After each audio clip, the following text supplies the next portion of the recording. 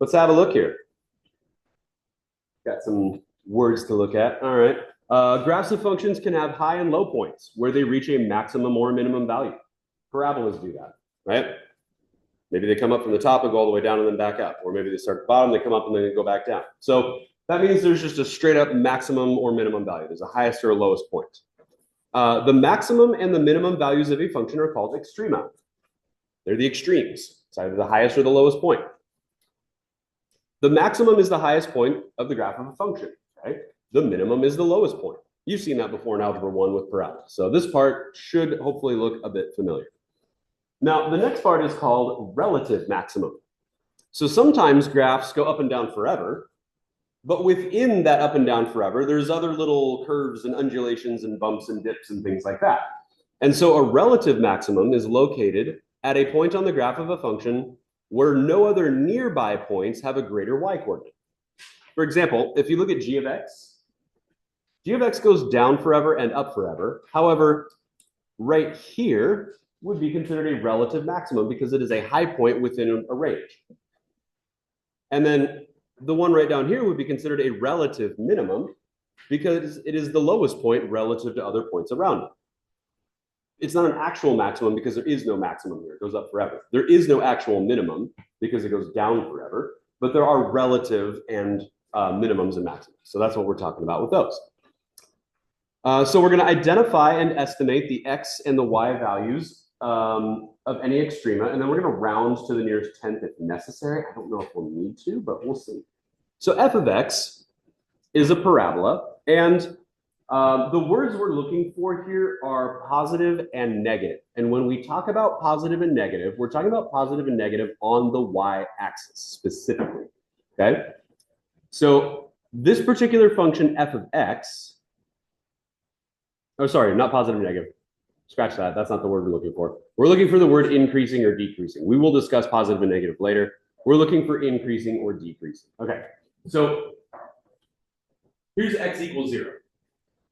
This graph, as it approaches x equals 0, is it increasing or decreasing?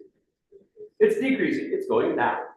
So if we look at this graph, and you always look at graphs from left to right, that's a reminder as well. Graphs are always viewed left to right, like reading. So as you go along this function from left to right, this function is decreasing as x approaches 0. So decreasing is our word. So the function f of x is decreasing.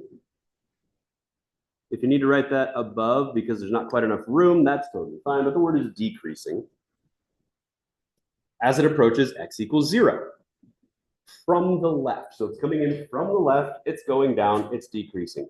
And it is what as it moves away from x equals 0? It's increasing. So once it gets to x equals 0, if we continue left, it then starts to increase. So increasing. I don't know why they don't give us more room to write that much. But it's increasing. Further, 0, -5 is the lowest point on the graph.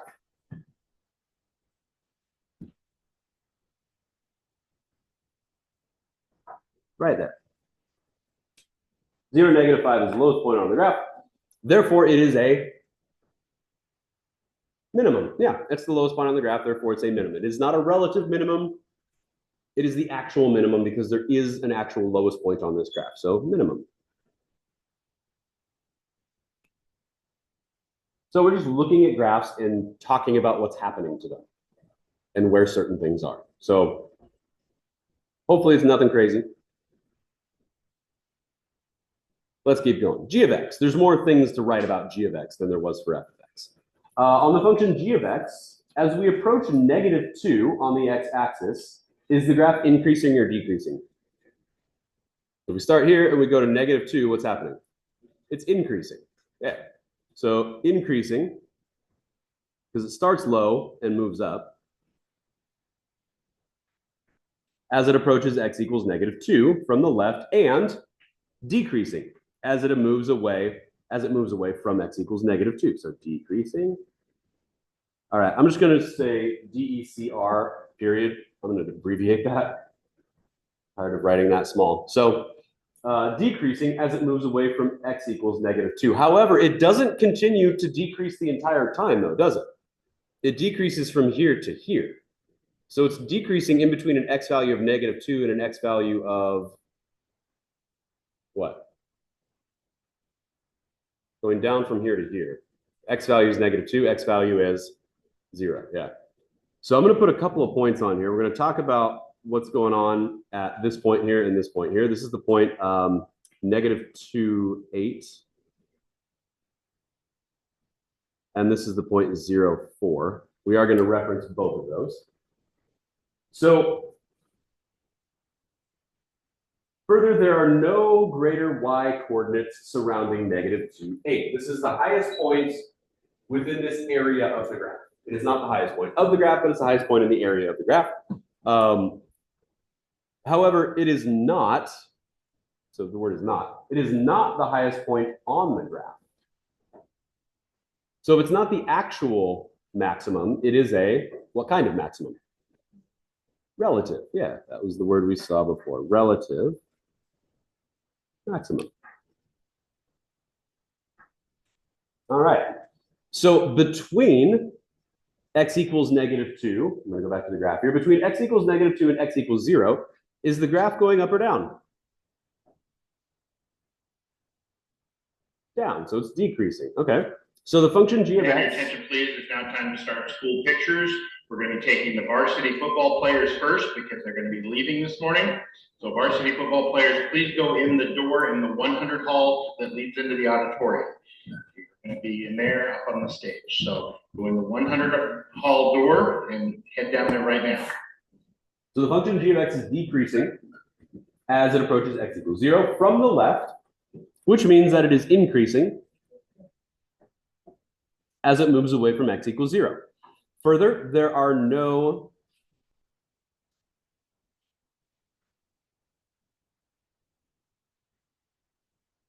what? Lesser. Yeah, no lesser y coordinates. There are no lesser y coordinates surrounding 0, 4. However, 0, 4 is not the lowest point on the graph. So 0, 4 is a relative minimum. All right. So we've got minimums, maximums, relative maximums. We have words describing what's happening over certain intervals of the graph, increasing, decreasing, increasing, stuff like that. So we're just using, hopefully, words that make sense, right? We're not learning like crazy vocabulary, increasing and decreasing, minimum, maximum. Those are pretty common words. I'm just seeing if there's anything.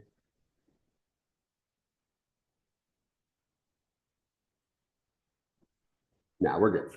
Okay, let's go to example 2. So finding and interpreting extrema from this graph. That's a fun looking graph. I like that. So use the table and the graph to estimate the extrema of the function that relates the number of hours since midnight x, number of hours since midnight x, to the number of posts being uploaded y. All right.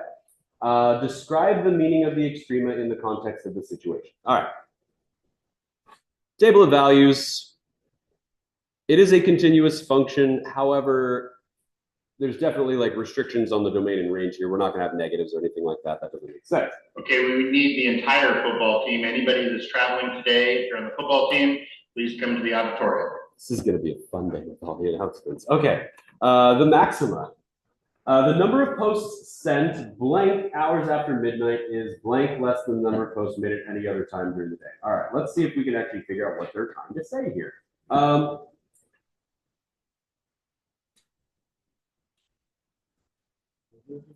Okay. Well, we're talking about maxima. So we're looking at the highest point, I guess, would be the thing that's happening here. So this point here is the highest point on the graph. How many hours after midnight was that peak? Was it? Yeah, 12. Is greater, is the word there, greater. 12 hours after midnight, by the way, noon. So the number of posts sent 12 hours after midnight is greater than the number of posts made at any other time during the day. The highest point on the graph occurs when x equals 12. We just said that earlier. Therefore, the maximum number of posts sent is about, how many posts do you think were sent? What does that look like? 11 and a half? Yeah, about 11.5. So that would be in hundred thousands. So 11 and a half hundred thousands?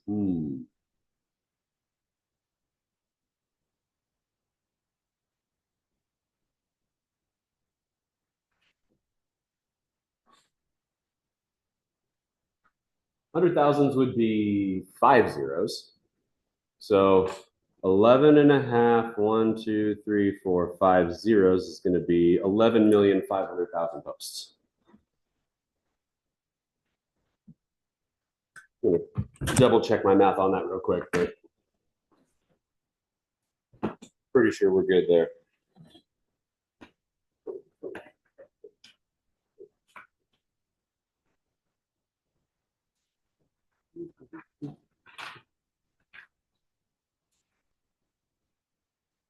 Nope, I was wrong. 1,150,000. So 11.5 100,000. So these are in 100,000. Oh, interesting. All right. So what am I thinking? 1,150,000, 4 zeros. Okay. 1,150,000. All right. I was too high by a factor of 10.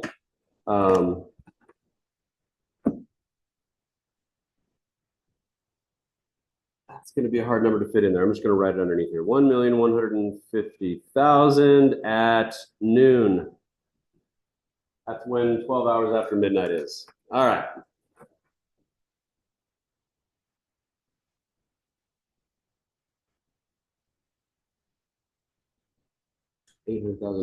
Oh, yeah, that makes sense. 11.5. Okay, never mind.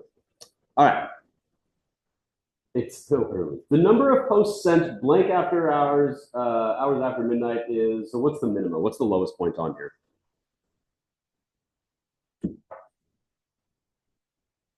And when was it? How many hours after midnight? I'm seeing some fours. Yeah, right here. So the next one, the minimum number of set 4 hours after midnight is less than the number of posts made at any other time during the day. The lowest point on the graph occurs when x is equal to 4. Therefore, the minimum number of posts sent is about, oh gosh, what is that? 1.75, so like 175,000. Okay, it's time for seniors. Last name starting with the letters A through G. Once again, seniors, A through G to the auditorium, please. 175,000 posts sent at what time? When is 4 hours after midnight? Yeah. Julie. Oh, you're right. The points are on there. So it's 180,000. Okay, thank you. I was just looking at the graph. Silly me. I ignored the table. It is that. So 180,000. When is 4 hours after midnight? What time is that? 4 a.m. Yeah. All right. 180,000 posts at 4 a.m. Okay. So relative maxima. So relative maxima would not be the actual highest point. It would, in this case, be like the second highest point, which appears to be, well, maybe not the second highest point, but the second peak, which is right here. And if we drop it down, we're looking at 16 hours after midnight. And it is greater than the number of posts during the surrounding times, but it is not greater than the total, the greatest number sent during the day. Has a relative peak when x is equal to 16. Okay. And 10.2 is the number. Thank you, Julia, for referring me back to that. And that was 16 was 10.2, so that would be 1,020,000. So 1,020,000. That is the wrong number there. 1,020,000 goes here. I need to read things more carefully. What time is 16 hours after midnight? 4 p.m. Yeah. Cool. All right. The next, or not the next, the last one on. Now, in terms of dips in this one,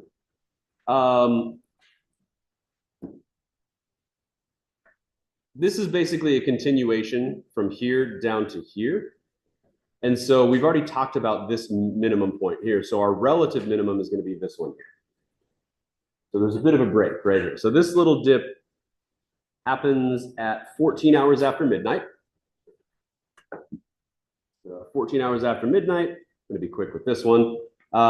Less than the numbers surrounding it, not as small as the least amount during the day. The graph dips when x equals 14. Okay. Let's see. 16 hours after midnight is 4 p.m. and 14 hours after midnight is 2 p.m. And the 14 on the graph relates to 9.1, so that would be 910,000 posts. Okay. All right. So we're just interpreting data from a graph here, essentially. Cool. All right, let's keep going. Let's see, the end behavior. All right, now we get to talk about something kind of new. So end behavior is what is happening at the end of a graph. Also, I find this hopefully to be a pretty understandable thing that we're talking about. So end behavior of a graph as x approaches positive or negative infinity on the x-axis, right? If we're going to positive infinity on the x-axis or negative infinity on the x-axis, what are the y values doing? Are they going up? Are they going down? That kind of thing. So as you move to the right, so from left to right along a graph, the values of x are increasing towards infinity. This is denoted as x is going to infinity. That's what that little arrow means. So x approaches infinity. Basically what that means is if you're going positive on the x-axis, it's also going up on the y-axis. So if the arrow at the end of a graph is going up, as you go to x, y approaches infinity. That's what that means. At the left end, the values of x are decreasing towards negative infinity, which means, so as x goes to negative infinity, so that's how we're saying that. When a function increases without bound, it is denoted as, here we go, f of x is the same thing as y. So it goes to positive infinity. When the function decreases, it's saying that f of x is going to negative infinity. So as x goes to positive infinity, y goes, we'll just do a couple examples. That'll make it a little bit easier to talk about. So as x decreases, goes to the left, what is happening to the y values?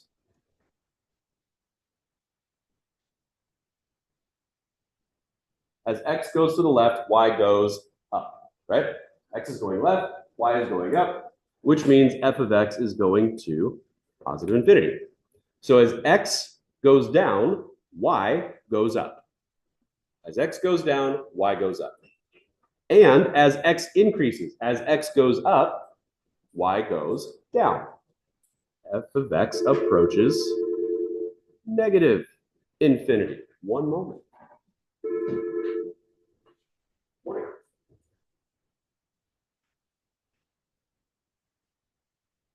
Yes. How did she do it? Okay, okay, thank you. All right.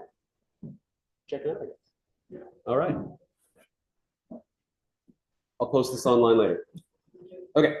So the way that this is written, it says as x approaches negative infinity, y approaches positive infinity. So we're going to write infinity.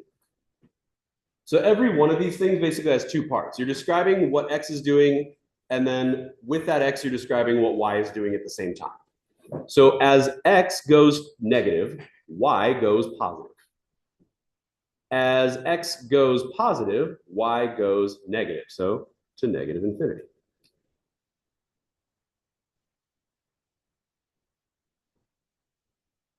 Now, most of the time that will happen. where as you go up on the x-axis, y will either be going up or down. As x goes negative, y will either be going up or down. That will happen the vast majority of the time, but it will not happen all of the time, as evidenced by g of x. Because as x decreases or increases, it doesn't matter. The y value is always 2. It's not going up, it's not going down, it's just 2 because it's a horizontal line. So as x goes to negative infinity, what does the y value equal? 2. Yeah, g of x, the y value is equal to 2. As x goes positive forever, what does y equal? 2. It's horizontal. Yeah, the y value never changes, so it's just 2. That will happen rarely, but it can happen. Okay. Use the graph to describe the end behavior. Here we go. Let's try this together. As x goes towards, let's always start with the negative. So as x goes towards negative infinity, we're not told what this graph is called, so we'll use f of x, comma, f of x. So this is our y value. What happens with our y value as x gets smaller? Going up or down? Down, so negative infinity. So as x goes negative, y goes negative. As x goes positive, not a, as x goes positive, what happens to y?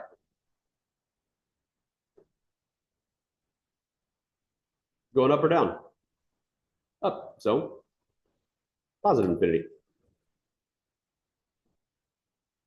That's how we can describe end behavior of a graph. What's going on what's going on at the end of the function, or the ends of the function. All right, let's try the next ones. There's no real difference in terms of how we write these next answers, by the way. So let's take a look. It says, as you move left or right on the graph, doesn't matter what direction you go on the x-axis, what's happening on the y-axis? For A down here. If you go left or right on the x-axis, what's going on the y-axis? Going up. So no matter what, f of x goes to infinity. The y value goes up. So thus, as x goes to negative infinity, y goes to positive infinity. As x goes to positive infinity, y still goes to positive infinity. So the ends are doing the same thing. That's what we're saying. Doesn't matter what direction you go on the x-axis, the y's are going up either way. However, on this one, as x goes to negative infinity, y is going where? Down, negative infinity. All right. As x goes up, y goes up, positive infinity. So new notation, but hopefully not terribly complicated to understand, right? When it goes this way, is it going this way or this way? When it goes that way, is it going this way or this way? That's what we're describing, using a little bit of new notation. All right, turn the page. This is the last page of notes. Here we go. I want you to do this one on your own, at the top of this page.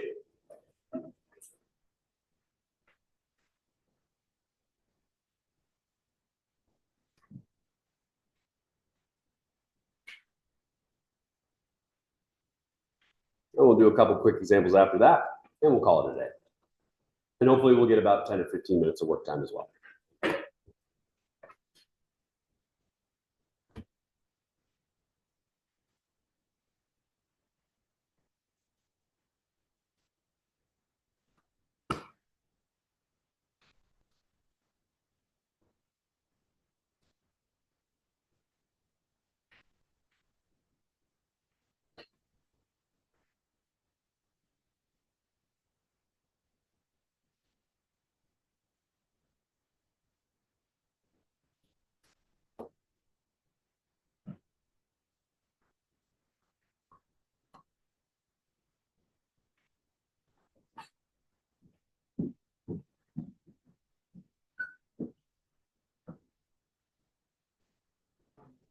Yeah.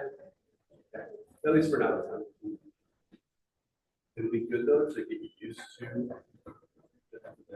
being the same as y. So go to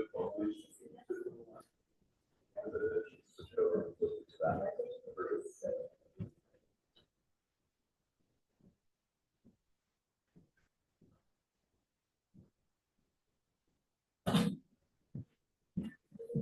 All right, what's going on in the end? As x approaches positive infinity, what's going on with f of x? Negative infinity, it's going down. As x approaches negative infinity, what's going on? And you can start with positive and then go to negative, or you can start with negative and then go to positive. It doesn't really matter what order you do these in. What's the last one here? Positive or negative infinity? Negative, yeah, they're both going down on each end. Nice. Okay. Not too bad, right? Decent. All right. Example 5. Determine and interpret end behavior. Cool. So this is going to be similar to what we just saw. So it says that the graph shows the altitude of a drone above the ground, f of x, so the y, the height, f of x, after x amount of minutes. Describe the end behavior of f of x and interpret it in the context of the situation. Great. Since the drone cannot travel for a negative amount of time, the function is not defined for x is less than 0, because you can't go negative. So there is no end behavior as x approaches where? Negative infinity, yeah. It's going to go to 0, but then it's going to stop at 0. So there is no end behavior as x approaches negative infinity because it is not a never-ending graph. It ends as we go to negative infinity. As x approaches positive infinity, f of x will approach where? As x goes up, what's happening to y? Is it going up or down over here for the y values? Up. Okay, so we're just going to say infinity. Now, obviously, that's not technically true. You can't go infinity height, but we don't know how high it's going to be able to go, so we can't really cap it at a number. So, all right, last one.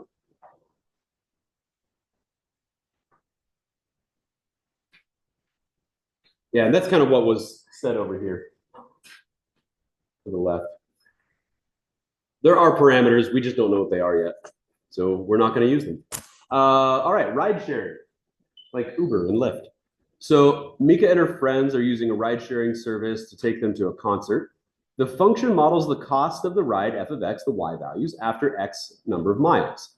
Describe the end behavior, f of x, and interpret it in the context of the situation. So you have a multiple choice here, A, B, C, or D. I want you to choose which one of those things works with this particular function.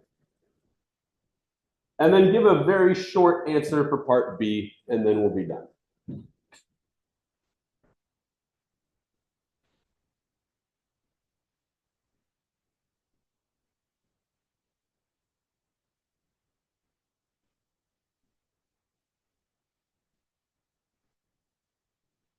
Just make sure you read it carefully because all of these look pretty similar in terms of like the negatives or not and things like that. So just read them carefully before you pick your final answer.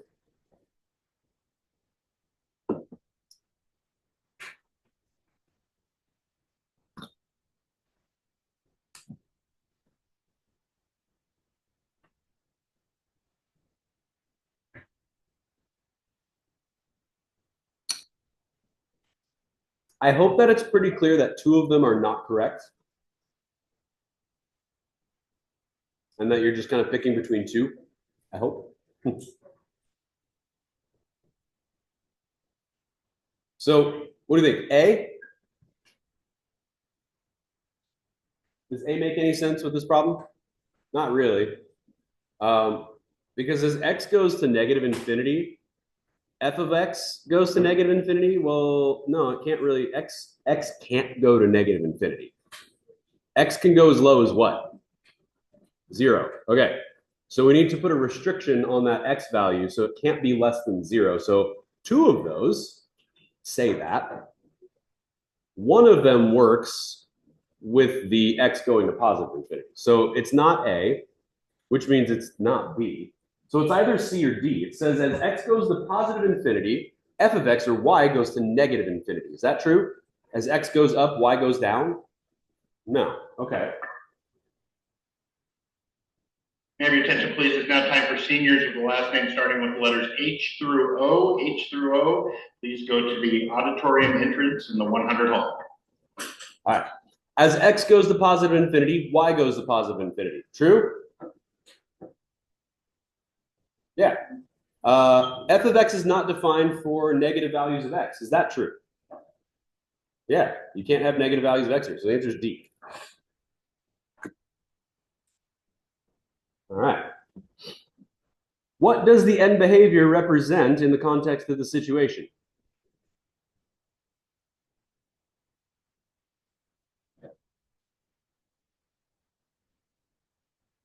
I'm just going to make this real basic. More miles means what?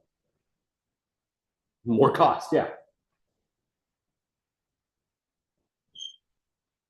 Okay, that's it. So we are done with 1-3.